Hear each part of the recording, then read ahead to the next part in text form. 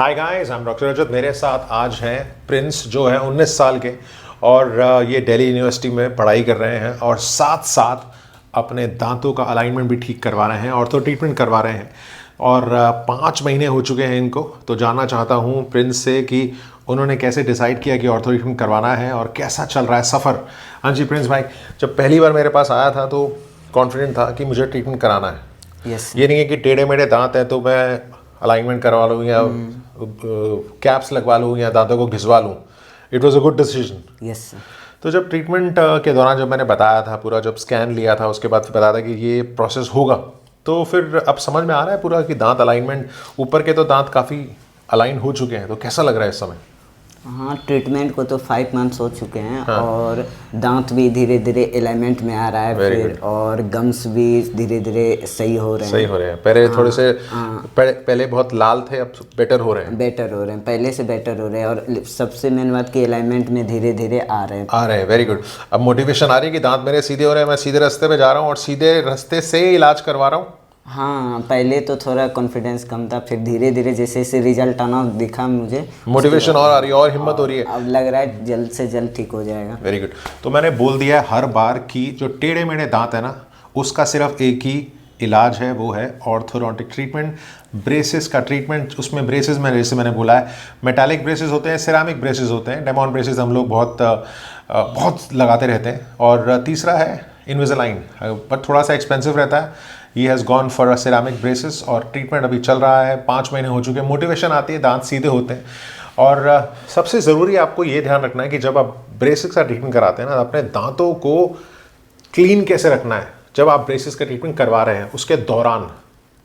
तो जैसे fluoride rinsing mouth wash use करो अगर लगता है आपकी कि भाई कैविटी प्रोन है, फ्लॉसिंग करना है, ब्रशिंग करना है और सही तरह से ब्रश करना है। और अगर लग रहा है ना कैविटी है तो उसको फिर फिलिंग करा सकते हैं, सो दैट अगर डीप हो जाएगी तो फिर रूट कैनाल कराना पड़ जाएगा।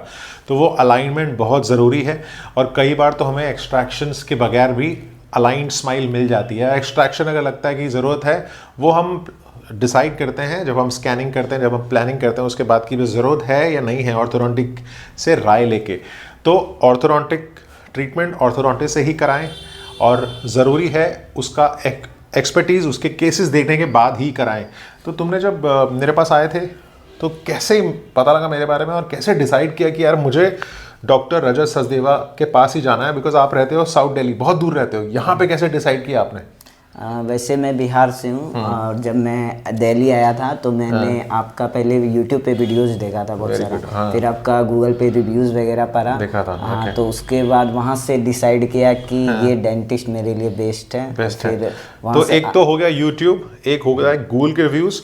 और जब क्लिनिक में जब इलाज किया तो उसमें क्या फ़र्क लगा नॉर्मल क्लिनिक से, वो भी बताना पड़ेगा। वैसे पहले मैं कोलकाता गया था करवाने, तो वहाँ का सबसे पहले तो फीस बहुत हाई था। और ऊपर से वहाँ का थोड़ा बहुत दूर भी पड़ता था, इन्वायरमेंट वगैरह उतना सही नहीं लगा। तो जब मैं दिल्ली आया तो यहाँ पर कॉस्ट भी थोड़ा कम, कॉस्ट इफेक्टिव और अफोर्डेबल ट्रीटमेंट, अफोर्डेबल। और यहाँ पर मतलब आप लोग जैसे अच्छे से ट्रीट कर रहे थे मुझे। एक स्टेप का 3 महीने का फिर हम फॉलोअप लेते हैं, फोटोग्राफ्स लेते हैं, हमारे पास रहता है कि जब सफ़र शुरू किया था तो दांत कैसे थे, अब बीच में जो 6 महीने के बाद का सफ़र क्या था, उसके बाद कैसी अलाइंड स्माइल आएगी और पेशेंट को ना मोटिवेशन आती है पहले की और अब स्माइल में देख सकता है वो।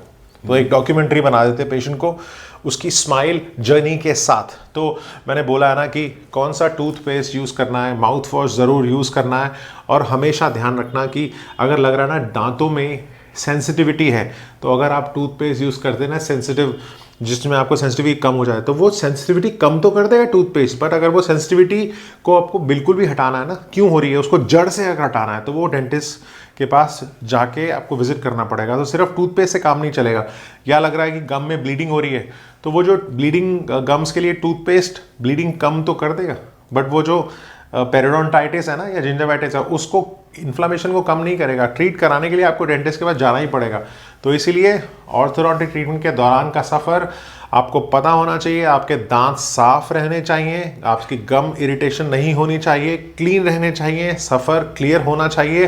बिकॉज दांतों को अलाइन करने के साथ साथ दांतों का ध्यान भी तो रखना नहीं है ना, अलाइन करते करते मसूड़ों में इन्फेक्शन हो जाए, दांत बोन लॉस हो जाए, पेरिडोंटाइटिस हो जाए। तो इसीलिए बहुत ज़रूरी है सफ़र को को साथ में लेके चलना और अपने डेंटिस्ट को विजिट करना, अपने दांतों का ध्यान रखना। तो प्रिंस, नाम जैसे नाम है तेरा प्रिंस, वैसे भी तेरे काम भी है और वैसे भी तेरा नाम भी है। तो मेरे पेशेंट को कुछ कहना चाहेगा जो ऑर्थोडोंटिक ट्रीटमेंट करवा रहे हैं या करवा चुके हैं, या दौरान क्या लग रहा है, क्या क्या प्रिकॉशन लेनी चाहिए?